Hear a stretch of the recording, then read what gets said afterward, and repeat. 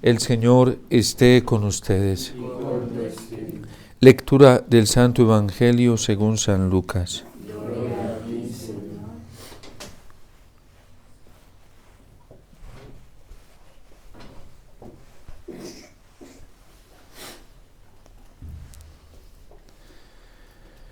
En aquellos días Jesús salió al monte a orar y pasó la noche orando a Dios. Cuando se hizo de día, llamó a sus discípulos. Escogió de entre ellos a 12, a los que también nombró apóstoles: Simón, al que puso el nombre de Pedro, y Andrés, su hermano; Santiago, Juan, Felipe, Bartolomé, Mateo, Tomás, Santiago el de Alfeo, Simón llamado el Celote, Judas el de Santiago y Judas Iscariote, que fue el traidor. Después de bajar con ellos, se paró en una llanura con un grupo grande de discípulos y una gran muchedumbre del pueblo, procedente de toda Judea,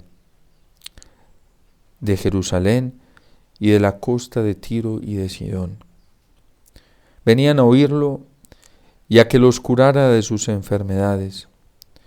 Los atormentados por espíritus inmundos quedaban curados, y toda la gente trataba de tocarlo, porque salía de él una fuerza que los curaba a todos.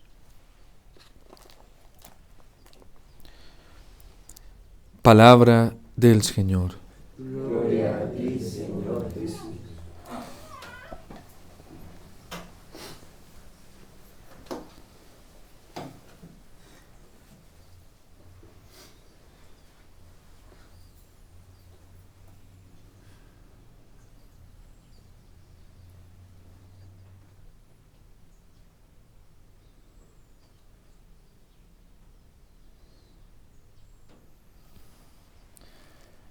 La novedad más grande del Evangelio y la noticia más extraordinaria que se ha podido escuchar es la salvación que Dios nos ofrece en la persona de su Hijo Jesús.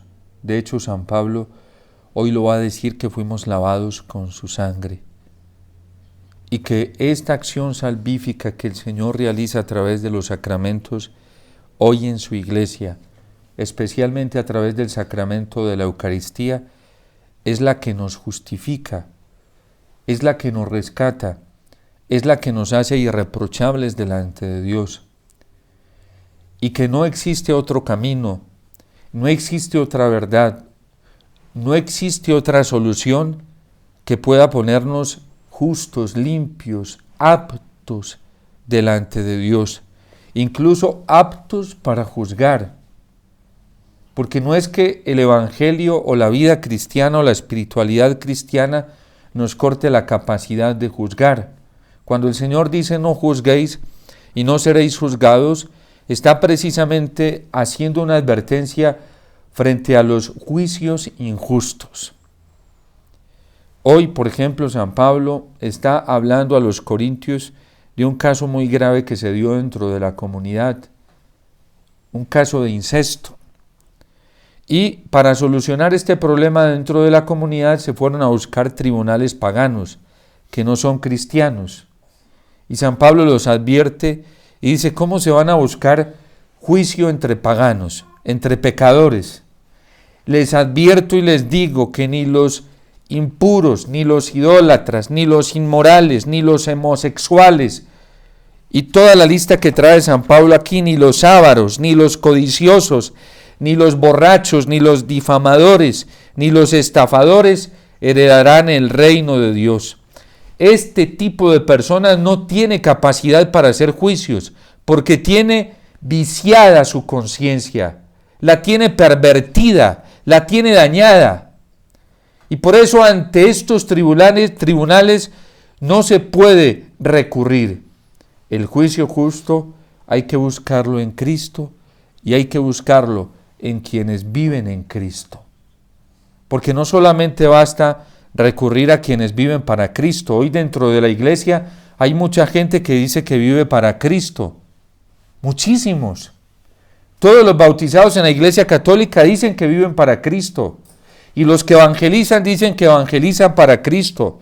Y los que predican dicen que predican para Cristo. Pero no todos vivimos en Cristo. Aquí habría que hacernos la pregunta, ¿quiénes son quiénes vivimos en Cristo? ¿Quiénes viven en Cristo? ¿Quiénes son verdaderamente de Cristo? ¿Los que llevan una conducta moral? ¿Los que llevan una conducta según el corazón y los sentimientos de Cristo? Y entonces aquí están los auténticos jueces, y estos serán los que juzgarán el mundo al lado de nuestro Señor, el juez justo. En un momento de la iglesia, en un momento de la humanidad donde la confusión sigue reinando, sigue creciendo, sigue aumentando, en un momento incluso que dentro de la iglesia nosotros ya no sabemos quién tiene la razón y quién no la tiene, y nos acercamos para pedir un consejo, una ayuda, y nos acercamos para pedir un juicio a alguna persona porque creemos que es muy espiritual, porque creemos que es muy virtuosa, porque creemos que es muy santa. En momentos como estos, en donde hay la necesidad de discernir y de saber quién es del Señor y quién no es del Señor, en un momento como estos nosotros tenemos que cuidar nuestro corazón, tenemos que cuidar nuestra fe, tenemos que cuidar nuestra conciencia de que no la perviertan, de que no la dañen.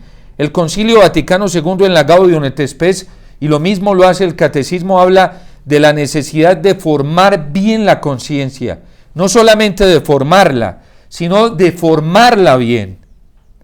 ¿Por qué? Porque hoy nos está llegando muchísima basura, y basura con nombre de santidad, y basura con nombre de Espíritu Santo, y basura con nombre de Cristo, y basura con nombre de Evangelio, y basura con nombre de misticismo, de vida espiritual, y abunda en los libros, y abunda en las predicaciones, y abunda en las doctrinas que hoy se imparten. Pero aquí habría que preguntarnos, ¿qué es lo más parecido a Cristo? ¿Y cómo nos vamos a dar cuenta nosotros de eso? Pues Jesús nos hizo una advertencia a todos, nos dijo que vigiláramos. Y el auténtico vigía, el verdadero vigía en la iglesia, en la vida cristiana, es el que mantiene su corazón adherido a Cristo. Quien hoy tenga una dependencia absoluta del Señor, y no del mundo, y no de sí mismo, y no del pecado. El auténtico vigía que tiene la capacidad de vigilar, de cuidar, de proteger, es quien verdaderamente busca tener su corazón en el Señor. El que vigila como Cristo como se nos presenta en el Evangelio, y a Cristo, muy de madrugada, se la pasó toda la noche en oración. Es que la vigilancia no consta en saber muchas cosas, en convertirnos en policías, en fiscales, en detectives dentro de la iglesia, en grandes investigadores. Esa no es la vigía que el Señor nos invita a hacer dentro de la iglesia y de la vida cristiana. Envolvernos en especialistas y en una cacería de brujas, a ver dónde está el más malvado, dónde está el más malo, para poder detectarlo y que no se nos filtre dentro de la comunidad, que no se nos filtre dentro de la vida espiritual. Por Dios, a eso precisamente se refiere el Señor cuando condena y dice: con la misma vara que midáis, seráis medido. El auténtico vigía es el que mantiene su corazón unido al de Cristo. El auténtico vigía es el que va adquiriendo la mentalidad de Cristo, el que va adquiriendo los sentimientos de Cristo, el que se va configurando con el Señor, el que se hace uno con Él. Y por eso lo advertía San Pablo en el capítulo 5, iniciando el capítulo 5 de esta misma carta, que solamente tiene la capacidad de hacer un juicio correcto quien es llevado por el Espíritu de Dios, quien está impregnado del Espíritu de Dios. Qué triste que hoy dentro de la iglesia, dentro de muchas comunidades, haya tantos fiscales, haya tantos policías, haya tantos detectives, pero al estilo del mundo, porque son astutos, sagaces, pero al estilo del mundo. Y estos conocen solamente al estilo del mundo y saben qué va a hacer el Señor. Los va a entorpecer. Y se van a quedar frustrados. Y se van a quedar tirados en el camino. ¿Y de qué les va a servir esa astucia? Porque es verdad que en la iglesia hay mucho fiscal, hay mucha aduana, hay mucho policía. Y esto abunda dentro de la misma jerarquía. A uno le dicen, padre, pon cuidado con lo que hablas. Y, claro, porque ya lo andan grabando a uno. Porque hay mucho fiscal. Pero qué pesar, el Señor dice en su palabra, con el astuto tú eres sagaz. Dios con el astuto es sagaz. Y pobrecitos, porque siempre terminan tirados en el camino. Terminan muy mal. Terminan como unos auténticos fracasados. Nosotros tenemos que volvernos peritos en la vigilancia, haciendo lo que hicieron las vírgenes sensatas. ¿Qué fue lo que hicieron las vírgenes sensatas? Se preocuparon toda la vida de mantener las alcuzas llenas de la reserva de aceite. Y eso solamente se adquiere a los pies del Señor. Eso solamente se adquiere orando. Hoy San Lucas nos presenta a Cristo, el Mesías, el Salvador del mundo, a los pies del Padre, orando toda la noche en vigilia para elegir a sus discípulos y dentro de sus discípulos escoger a 12 apóstoles. Y Él les enseña eso precisamente a los discípulos. Por eso los apóstoles no se dejan engañar a los inicios de la vida cristiana, cuando van a decirle los griegos que tienen necesidad de que acompañen a sus viudas porque se están quedando solas. No está bien que nosotros los apóstoles descuidemos la palabra del Señor, descuidemos el culto, descuidemos la unión con el Señor por dedicarnos a un servicio social. Instituyeron los diáconos y viene la institución de los diáconos, roles especiales en la iglesia para esa función. ¿Cuál es el precio tan alto que está pagando la iglesia hoy? Sobre todo en la jerarquía y en la vida consagrada y en la vida laical ya también se está pagando ese precio, porque cuando se vicia una cosa, se vicia todo. La jerarquía hemos caído en un activismo desbordante y enfermizo.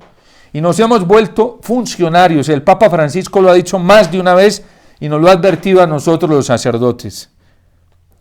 Funcionarios incluso de los sacramentos. Ya muchos sacerdotes no subimos al altar por necesidad personal y por la necesidad comunitaria de santificar al pueblo, sino por función. Porque hay que hacerlo. Porque eso toca hacerlo. Porque hay intenciones para la misa. Porque viene la gente a la misa. Y no por necesidad. Y muchos laicos están así viciados. Vienen a la Eucaristía no por necesidad, porque necesiten el contacto con el cuerpo y la sangre del Señor, porque necesiten la acción salvífica del Señor, la acción liberadora del Señor en la Eucaristía, sino por función. Porque eso hace parte de un requisito. Porque en la comunidad me ponen a ir a misa todos los días. Porque tengo que ir a misa todos los días. Puro funcionalismo. Y un funcionalismo sacramental que es más grave, mucho más dañino. En la vida consagrada, religiosos y religiosas, nos desbordamos en un activismo. Trabajo y trabajo y trabajo y trabajo. No, es que es por las almas. Vas a ver cómo vas a quedar cuando tú no te nutres del Señor.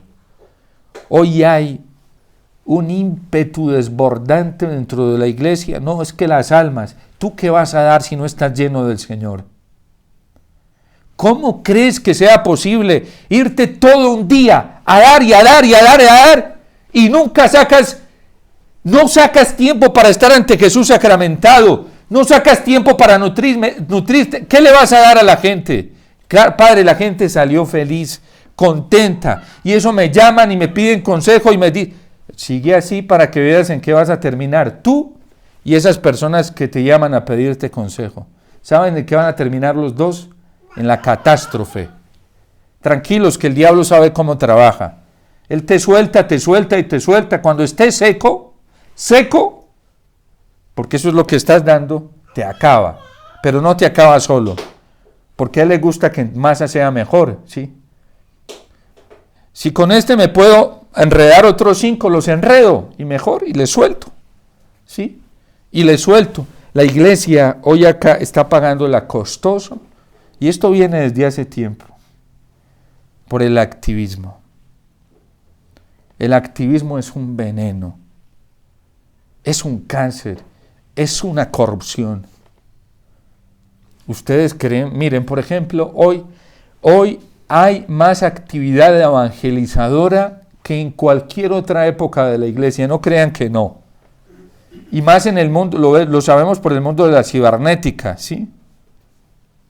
Hoy hay mucho más actividad evangelizadora, sacerdotes en las redes, evangelización en las redes, tendencias en las redes, evangelizadora.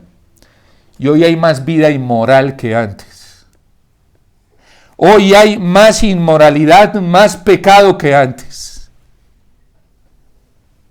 Eso es evidente. Fíjense, nosotros en la iglesia nos damos cuenta estadísticamente por el anuario pontificio, por ejemplo, en el ámbito de la vida sacerdotal y de la vida consagrada. ¿Ustedes creen que si la acción evangelizadora estuviera siendo eficaz, por qué se están retirando tantos sacerdotes? No lo digo yo, vayan, miren el anuario pontificio. Cada año la iglesia saca las estadísticas y saca el censo de las deserciones sacerdotales, porque eso es público y la iglesia lo hace público. Vayan, miren en el anuario pontificio las deserciones de religiosos y de religiosas. Padre, no, estamos muy bien, están surgiendo nuevos carismas. Sí, ¿cómo están surgiendo? ¿Cómo están surgiendo? Padre, hoy los movimientos laicales están teniendo más evangelización, retiros espirituales. ¿Y por qué hay más vida inmoral hoy? Padre, eso no es pesimismo, hay que rescatar lo bueno. Sí, Dios está haciendo muchas cosas buenas, pero más silenciosamente. Más silenciosamente, y son eficaces. Y lo que Dios está haciendo en familias pequeñas, en personas que no son tan notorias, ahí es donde va a estar la esperanza cristiana. En las vírgenes sensatas, no en las necias. Porque las necias se dedicaron, ellas sabían que iba a venir el esposo, se dedicaron a otras cosas, y no a lo que en lo que debían estar. Por eso le advierte, señora Marta, Marta. ¿Y saben qué hacen hoy estos activistas dentro de la iglesia? Van y le dicen al Señor, Señor, dile a mi hermano, dile a mi hermana, que eso allí de rodillas no se logra nada, ¿sí? Que orando tanto no se logra tanto. Ve y dile, así dicen las Martas de hoy. Ve y dile, van y le reprochan al Señor. Ve y dile a mi hermano, ve y dile a mi hermana. ¿Sí? Marta, oiga, escúchenlo bien que es del Señor. Marta, tú te preocupas en miles de cosas y solo una es necesaria. María ha escogido la mejor parte que no le será quitada. Y sin saber Marta, la pobre de Marta estaba siendo sostenida por la oración de María. ¿Sí? De hecho, María fue la que logró más unión con el Señor y logró más bendición para toda la iglesia. Es más, es la primera en ir a anunciar el Evangelio, el Evangelio de la resurrección a los mismos apóstoles. Al Papa, al primer Papa, ¿quién fue el que le comunicó la noticia de la resurrección? María. Eso es como cuando Catalina de Siena, una pobre mujer analfabeta porque no tenía ni siquiera estudios básicos, el Señor la mandó a comunicarle el Evangelio, la buena noticia al mismo Papa, y le dijo al Papa que dejara de ser cobarde y que volviera a la sede de Roma. ¿Y por qué no me mandó un cardenal? ¿Por qué no me mandó un doctor en teología, un especialista? No, le mandó ahí a una mujer que vivía de rodillas delante de él. Y le dice a la iglesia y sobre todo a la jerarquía, basta de callar, porque por callar el mundo está podrido. Pero eso solamente puede venir del corazón de Cristo. Una fuerza tan grande solamente puede venir del corazón del Señor.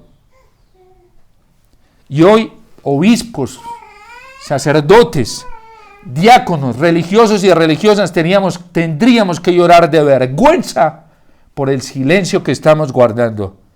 Pero claro, como el que tiene rabo de paja no se arrima a la candela, ese es el problema hoy. ¿Por qué tantos silencios? Por eso Satanás logra callar a tantos. Porque como nos volvimos cómplices del diablo y del mundo, entonces el mundo nos mantiene manipulados y advertidos. Si hablas, yo ya sé muchas cosas de ti, te pongo en evidencia. Igual todo va a quedar en evidencia. No se preocupen, que si no lo hace el demonio y el mundo, lo va a hacer el Espíritu Santo. Por eso procuremos rápidamente volver al Señor y convertirnos de corazón.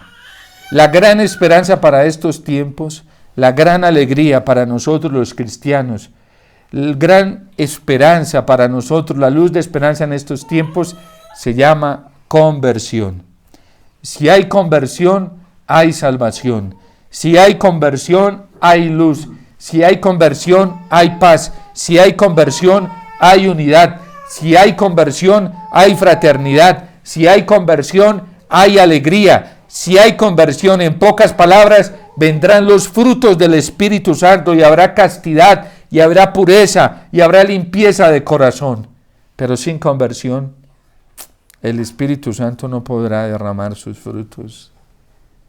La conversión. Y ahí están nuestros silencios hoy en la iglesia. A muchos nos da miedo llamar a la gente a la conversión. Por varias cosas. Por miedos cómplices. Por ignorancia. Y miedos cómplices porque a muchos andamos, como andamos enmaridados con el mundo. Cuando uno anda enmaridado con alguien, no le puede reprochar porque se lo tira encima y le saca al descubierto todos sus trapitos, ¿sí? Y eso nos está pasando a muchos sacerdotes, que la vida privada de muchos de nosotros no es una vida correcta, no es evangélica, y que solamente llevamos un vestido ficticio de virtud y de santidad, pero por dentro estamos corrompidos. Y eso nos está pasando a muchos religiosos y religiosas, y eso está pasando a muchos evangelizadores hoy. Y hay de que él se ponga a hablar, porque el diablo es tremendo. Quien se ponga a levantar la voz y no tenga el respaldo de una unión con el Señor. Porque el diablo viene a trillar con toda su fuerza. Ese sí la despliega toda. Por esto es el tiempo de tener nuestra vida coherente con el Señor. Y hay de aquellos que en la vida oculta les gusta vivir haciendo cosas porque el diablo se los lleva. Ese no perdona ni media, ¿sí? Por eso nosotros tenemos que procurar tener una vida recta, intachable, pura delante de Dios. Y Dios es maravilloso. El Señor es lo más hermoso que hay. Hoy nos dice precisamente el Evangelio de San Lucas que toda la gente trataba de tocarlo, porque salía de él una fuerza que los curaba a todos. No tengamos miedo de renunciar al pecado. No tengamos miedo de renunciar al mundo. No tengamos miedo de volver a Dios, porque de él sale una fuerza que nos cura a todos.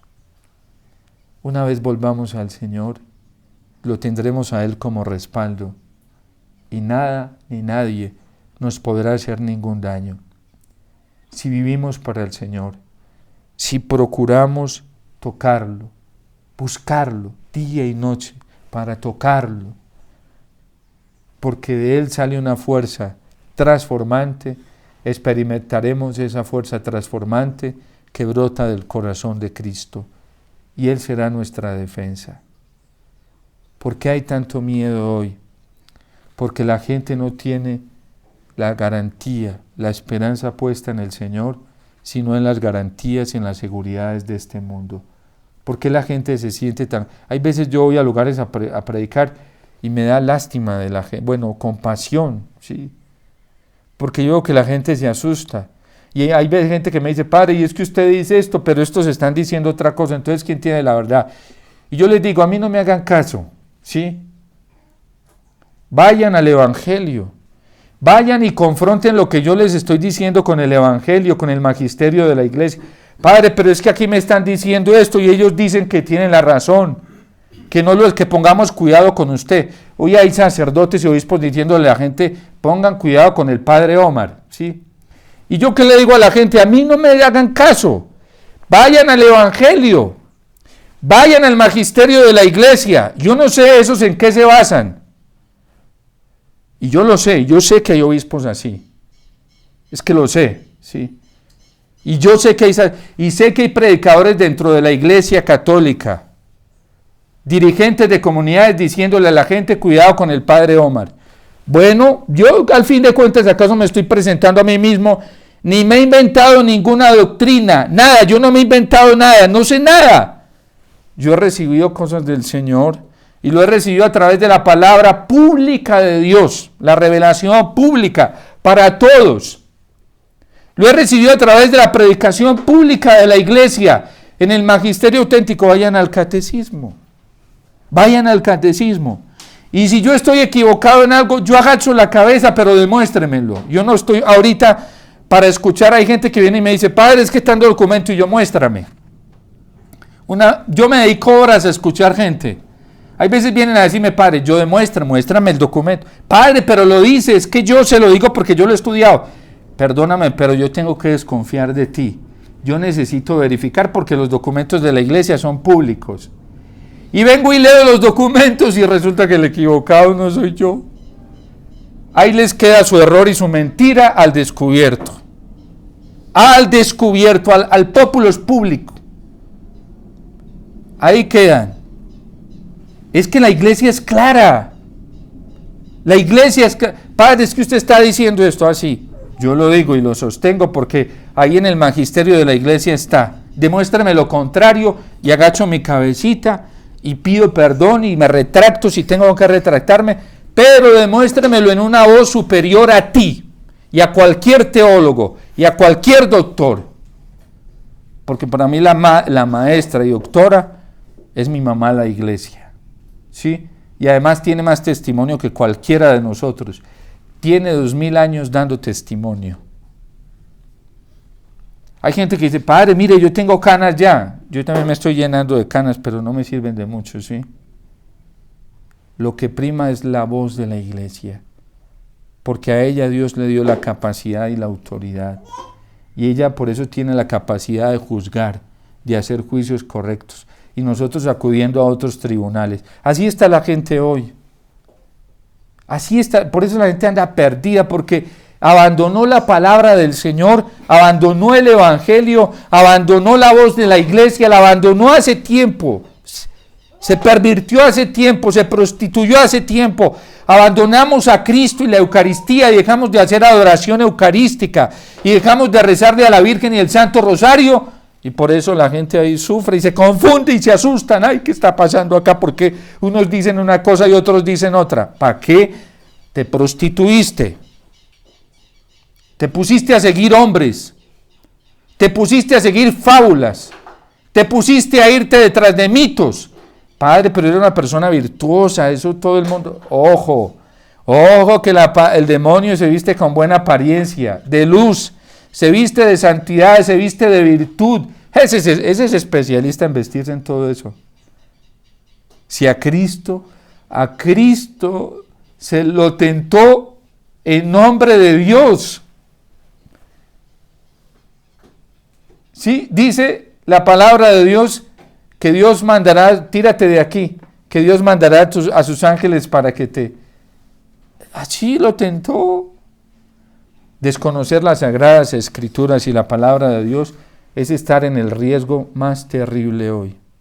Desconocer el magisterio de la iglesia es estar en el riesgo más peligroso, porque es el riesgo hasta de perder nuestra propia alma, nuestro destino eterno.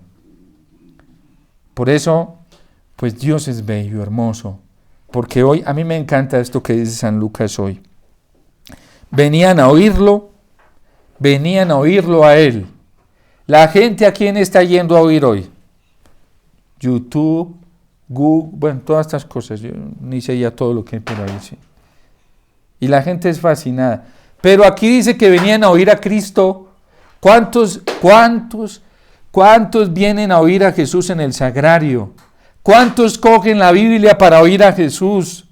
¿Cuántos sacan su tiempo para orar y oírlo a Él, a Él? Venían a oírlo a Él. Hoy la gente no está viniendo a oír. Los sagrarios cada vez más solos, ¿sí?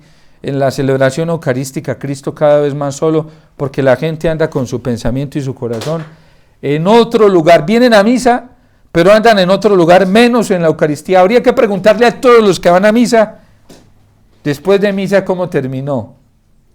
Si verdaderamente escuchó a Cristo, lo oyó. Padre, yo no me acuerdo ni qué fue lo que dijo el Padre. Yo no me acuerdo ni en qué momento el Padre hizo la plegaria eucarística. Y así la gente asustada hoy, que porque si cambiaron o no cambiaron la fórmula de consagración. ¿Tú cómo te vas a dar cuenta si la cambiaron o no la cambiaron? Si ni siquiera te das cuenta qué dice Cristo en la consagración. Y eso son deficiencias en la evangelización, en la catequesis, en la predicación, en los retiros y actividades y eventos que hacen muchos católicos hoy, que no están llevando la gente a Jesús Eucaristía, no están dirigiendo la gente a que dependa de la palabra de Dios. Y eso pasa, por eso hoy hay más inmoralidad. Y no crean, hay mucha actividad misionera. Hoy hay mucha actividad, muchísima, abunda. ¡Uf! Pero impresionante. Aquí en Colombia eso es desbordante. Hay retiros espirituales. Donde uno vaya, yo acabo de venir para predicar retiros. ¿Sí? Y eso es simultáneo en una parte, en otra, ¿sí? Pero ¿a dónde estamos llevando a la gente? ¿A dónde la estamos? Porque aquí venían todos a oírlo a Él, a Jesús. Eso hacer la gente dependiente de instituciones, de personas, eso es lo más fatal que puede pasar. Es para que la gente venga a oírlo a Él, solo al Señor, a nadie más, y a que los curara de las enfermedades. Los atormentados por espíritus inmundos quedaban curados, y toda la gente trataba de tocarlo. Tratemos de tocar todos los días al Señor. Busquémoslo día y noche en el sagrario. Vengamos a la Eucaristía a oírlo a Él, a tocarlo a Él, a tener contacto con Él. Está ahí presente, porque salía de Él una fuerza que los curaba a todos y quedaremos curados. A mí me encanta, yo ya no tengo como sacerdote ningún otro refugio más grande de tanto descanso para mi alma que la Eucaristía. Y me encanta mirarlo, porque ahí está el Señor. Y el sagrario, ¿qué más puede pedir uno? Y su palabra, ¿qué más puede pedir uno? Y el contacto con Jesús y sus misterios a través del rosario, ¿qué más puede pedir uno en la vida?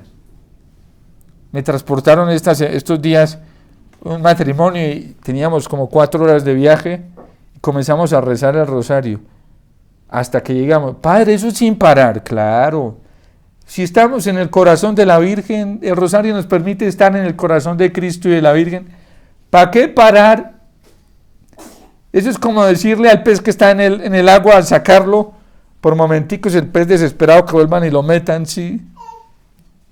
Nosotros tenemos que introducirnos donde podamos balbucear la paz, la alegría, el gozo, la esperanza, que es el corazón de Jesús y el corazón de la Virgen. Por eso todos procuraban tocarlo, oírle, porque de él salía una fuerza que los curaba a todos. Y ahí no hay demonio que valga, brujería que valga, ataque del infierno. Pueden reunirse todos los brujos de este mundo, ¿sí? Pobrecitos, porque o se convierten o se condenan. Para el infierno se van si no aceptan la oportunidad que el Señor les da para la conversión. Pobres de los que practican ocultismo, y porque para el infierno o para Cristo. Entonces, pero no hay poder que valga contra alguien que solamente esté buscando escuchar al Señor, que esté procurando tocarlo, que esté procurando estar con el Señor. Dios te salve María, Llena eres de gracia, el Señor es contigo. Bendita tú eres entre todas las mujeres, y bendito es el fruto de tu vientre, Jesús.